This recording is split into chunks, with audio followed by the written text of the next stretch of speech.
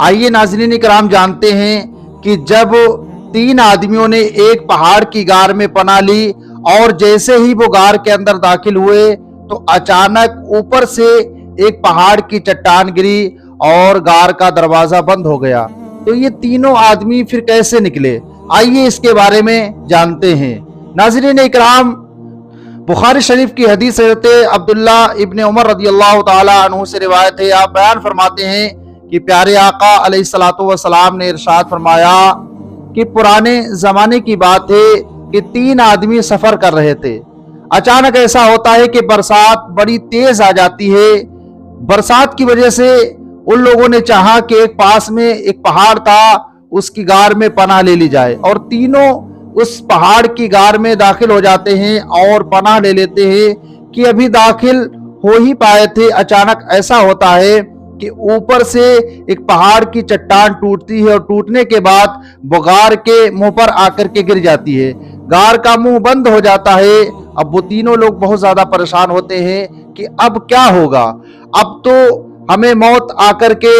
پکڑ لے گی، اب ہمیں موت آ کر رہے گی کہ اب ہم اس دنیا سے کوچ کر جائیں گے،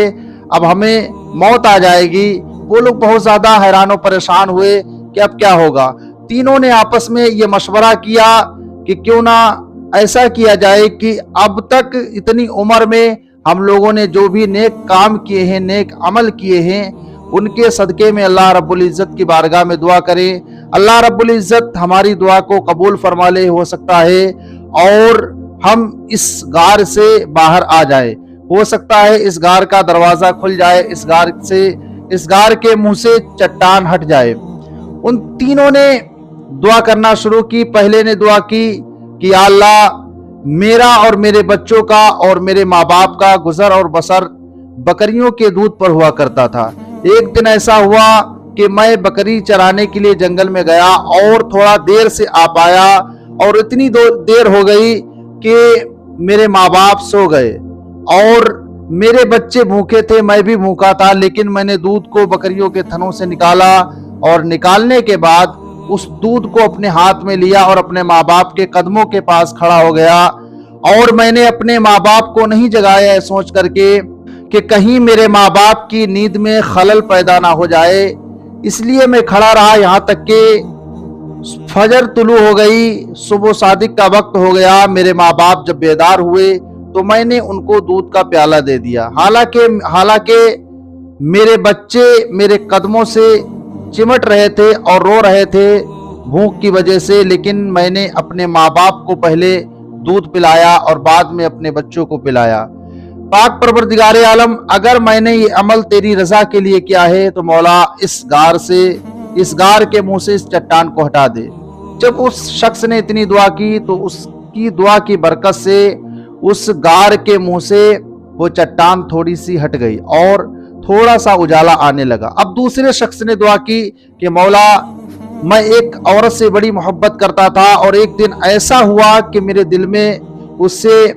زنا کرنے کی رغبت پیدا ہوئی اور میں تنہائی کے عالم میں پہنچا، لیکن مولا تیرا خوف میرے دل میں آیا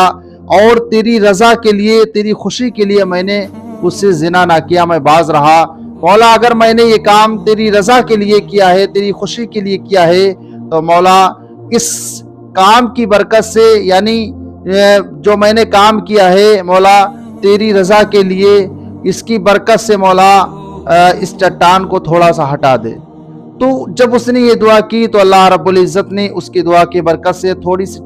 چٹان کو ہٹا دیا۔ اب تیسرے شخص کی باری آئی، اس نے دعا کی مولا کہ میں نے ایک مزدور کو اپنے یہاں کام کے لیے بلایا اور اس نے میرے یہاں کام کیا اور کام وہ کرتا رہا، پھر ایسا ہوا کہ وہ چلا گیا اور اس نے مزدوری مجھ سے نہ لی۔ میں نے اس کی مزدوری کو بڑا سنبھال کے رکھا اور اس کی مزدوری سے میں نے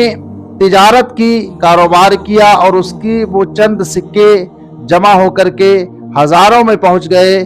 جب وہ آیا مزدوری لینے کے لیے تو میں نے اس کی امانت داری کی اور اس کی امانت کو اس کے حوالے کر دیا، اور تمام پیسہ جو اس کے پیسے کے ذریعے میں نے کمایا تھا وہ تمام روپیہ اس کو دے دیا مزدور کو۔